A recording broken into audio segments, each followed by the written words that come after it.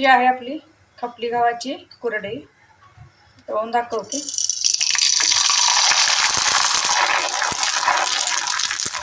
किती छान अशी फुलले पाहू शकतो आणि पांढरी शुभ्र अशी झालेली आहे.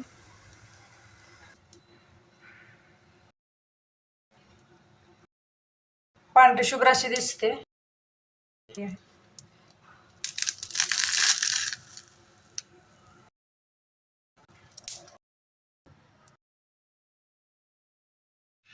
नमस्कार, मी स्नेहल. तर आज मी तुम्हाला वर्षभर टिकणारी खपली गव्हाची पौष्टिक अशी कुरडई करून दाखवणार आहे. 1 किलो गहू घेतलेले आहेत मी.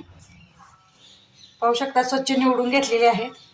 तर काय करायचं आहे, प्रथम एक भांडे घेतले, त्याच्यामध्ये आपल्याला गहू टाकून घ्यायचे आणि 2 ते 3 वेळा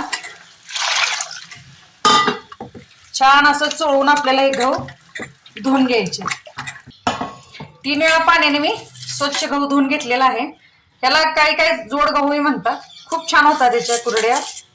तर आता मी काय करणार आहे, गहू पुढे इतपत पाणी घालून हे मी 3 दिवसासाठी भिजत ठेवणार आहे. रोज काय करणार आहे, मी याचं पाणी चेंज करणार आहे धुवून गहू.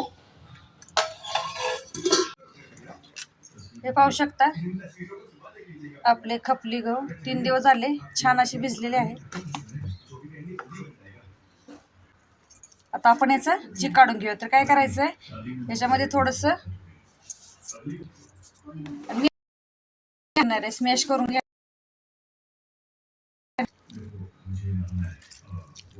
थोडस पाणी टाकून आपण आता चीक काढून घेऊया. पद्धतीने हाताने चीक कुरडई पांढरे चालतोय. तुम्हाला काढायचं असेल तर तुम्ही मिक्सर मधूनही काढू. त्यामध्ये पाणी ओतून घेऊया.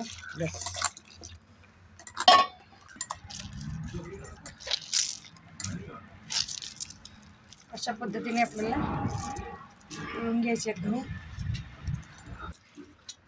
एक पातेले घेतलंय आणि त्याला असे डबल लेअर मध्ये ओढणी बांधलेली आहे मी.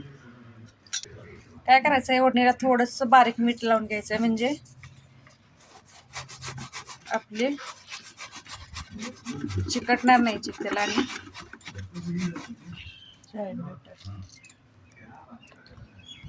चाळणीला पण थोडंसं मीठ टाकून घ्यायचं.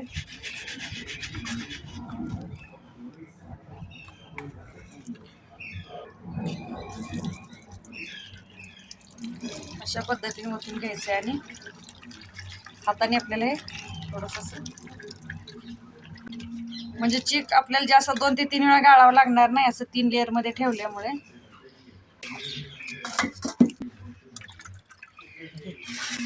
आता काय करायचं, थोडं हळूवारपणे असं हाताने आपल्याला हलवून घ्यायचंय. आपल्याला कमीत कमी 2 ते 3 वेळा असं पाणी टाकून गहू धुवून घ्यायचे. असं करून गाळून घ्यायचंय. रात्रभरासाठी आपण हे चीक ठेवलेलं होतं. बघा, पाहू शकता याच्यावरती असं पाणी आलेलं आहे. त्यात आपण हे काढून घेऊया, कारण का खाली चीक असतोय. पाणी काढून घेतलेलं आहे. अशा पद्धतीने आपलं चीक आहे. आता मी चांगले ह्याचे फोडून घेऊन एकसारखं करून घेते. काय करायचं, आपल्याला चीक मोजून घ्यायचंय, कारण की जेवढा चीक असेल तेवढा आपल्याला काय करायचंय, पाणी घालायचंय. आपलं अर्ध पातेलं चीक झालेला आहे. तर आता काय करायचं, अर्ध पातेलं आपल्याला तेवढंच पाणी घालायचं. आता मी पातेलं गरम करायला ठेवलं. मी काय केलं, थोडंसं पाणी जास्त गरम करायला ठेवलेलं आहे, कारण की थोडंसं काढून घ्यायचं. गव्हावरती असते, कधी पाणी जास्त लागते कधी कमी होते. पाण्याला तर छान अशी उकळी काढून घेऊया. पाण्याला उकळी आलेली आहे, त्याच्यामध्ये चवीनुसार मीठ. मी काय करते, त्याच्यामध्ये थोडंसं पाणी काढून घेते. खसखस टाकून घेऊया. तुम्हाला आवडत असेल टाका, स्किप केली तरी चालेल. आता मी ग्रेव्ही घेतलेली आहे. चीक टाकून असं हळूहळूपणे आपल्याला काय करायचं, असं हलवून घ्यायचंय. गाठी होऊन द्यायचे नाहीये. छान असं मी मिक्स करून घेते.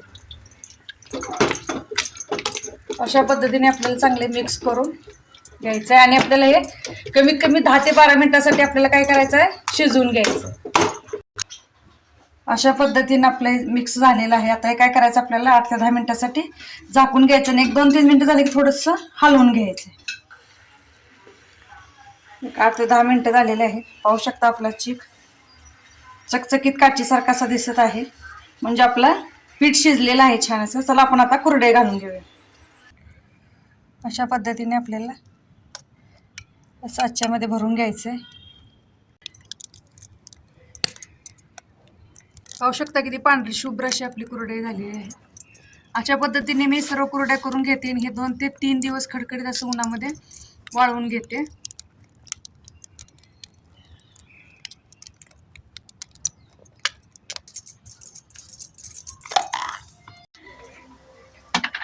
पाहू शकता किती पांढरे शुभ्र कुरडे झालेली आहे आपली. आता याला 2 दिवस खडखडीत असे उन्हामध्ये वाळवायचे. ऊन नसेल तर तुम्ही घरामध्ये सुकवू शकता. ही आहे आपली तांदळाची कुरडई.